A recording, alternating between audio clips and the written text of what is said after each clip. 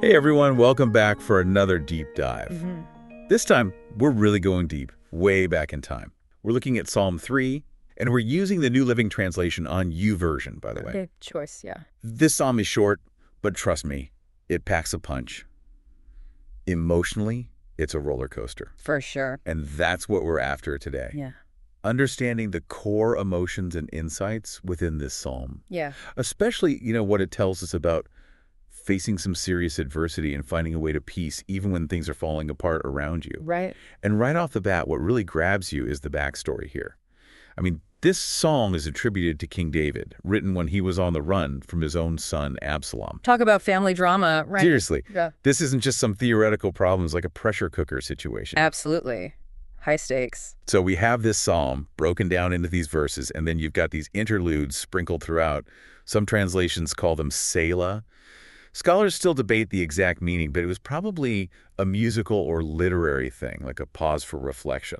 Yeah, a moment to let it sink in. Exactly. Yeah, because you can't miss that context, right? That intense personal betrayal, the danger, it all feeds into the psalm. These aren't just abstract feelings David's throwing around. It's raw emotion, straight from a real crisis. Okay, so let's jump right in. Those opening lines. Oh Lord, I have so many enemies, so many are against me. So many are saying God will never rescue him. It's like, can you even imagine the isolation in that moment? It's almost palpable. Right. It's like a double whammy. You're under attack. People are coming at you from all sides. And then on top of that, you have these voices, these discouraging voices, questioning your faith, your hope. Like another layer of the attack. It really is. And Yeah. Honestly, it's a feeling so many of us can relate to. It doesn't have to be on that grand scale. Anytime we're facing a tough situation, whether it's at work, in our relationships, with our health, whatever it is, when those negative voices start creeping in, it can be so hard to stay positive. Yeah, and it really highlights how external pressures can just completely amplify those internal doubts that we're already wrestling with. The words of other people, especially when they're negative or doubting, they can feel like just another layer of assault on top of everything else you're dealing with. Yeah, it's tough. But then, and this is what's so amazing about this song, we hit verse 3. But you, O Lord, are a shield around me. You are my glory, the one who holds my head high. Boom. It's like this internal shift, a complete 180. It's remarkable, isn't it? It really is, because despite all that chaos, all those external threats, there's this incredibly strong declaration of trust. He's finding his footing again, reclaiming his dignity. It's almost like a mental reframe. Right. Instead of dwelling on those overwhelming odds, those negative voices, David actively chooses, I think that's the key here, he chooses to focus on a different source of strength, a source of protection, a source of worth. Yeah, that's so good. It's like he's taking back control of his narrative. Exactly, and that intentional redirection of focus, that's a powerful tool for all of us when we're navigating adversity. Okay, so now we move to verse 4. I cried out to the Lord, and he answered me from his holy mountain. So we've got that declaration of trust, and now he's acting on it. There's a sense of him reaching out, of finding a direct line of communication right in the middle of this crisis. Yeah. The immediacy in that verse is so powerful, isn't it? I cried out, and he answered. There's no hesitation. It suggests this deep-seated belief in a responsive presence. And then that phrase, from his holy mountain, it implies this connection to something so much bigger, so much more stable and powerful than his current circumstances. So true. And then we come to verse 5, and this one just floors me every time.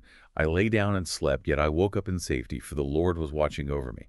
I mean, to find that level of peace, to be able to rest when you're surrounded by enemies, when your own son is trying to overthrow you, it's incredible. It speaks volumes, doesn't it? It's about more than just physical rest. Yeah, it's deeper. It's a surrender. It's a deep confidence, a trust in his safety despite all the external threats. That kind of peace, it's hard to find, but it's worth searching for.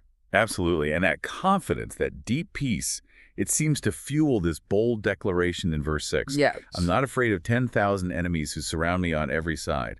Now, remember the context here. This is King David, on the run, betrayed, yet he's making this incredible statement of courage. It's defiance, but it's not rooted in his own strength, right? It comes from the security he's found in his faith. You can really see how those previous verses have built to this moment, to this fearless conviction. Okay, brace yourselves, because now we get to verse 7.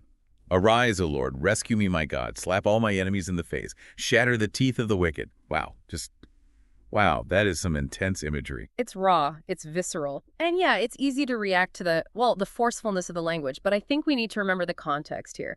This is a man who's utterly overwhelmed, pouring out his heart, longing for divine intervention. It's like this is his breaking point. Yeah, it's less a literal call for violence and more an expression of being pushed to his absolute limit and crying out for justice, for deliverance. That gives it a whole different perspective. It's the honest, unfiltered outpouring of someone in a desperate situation. And then finally we land on verse 8. Victory comes from you, O Lord. May you bless your people. So after all that turmoil, we're brought back to this core idea, relying on a higher power.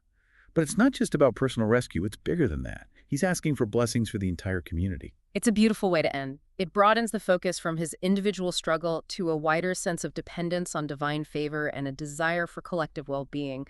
It's a reminder that we're not in this alone, that even in our darkest moments, there's a hope for something greater. So yeah, in this one short psalm, we see this incredible journey. Feeling overwhelmed, abandoned, then finding strength, experiencing that sense of connection, and ultimately expressing this profound courage and hope. It's just amazing how these words, written thousands of years ago, can still speak to such fundamental human experiences. It's the power of those internal shifts, you know? David goes from counting his enemies to claiming his shield. That's it. That's the takeaway right there. So as we wrap up, I want to leave you with this question. As you face your own challenges, big or small, where do you turn to find that shield, that inner resilience that helps you stand tall, even when the odds feel stacked against you? What helps you shift your focus, even just a little bit, towards those sources of strength and peace when you're in the middle of a storm? Thanks for joining us on this deep dive, everyone. We'll see you next time.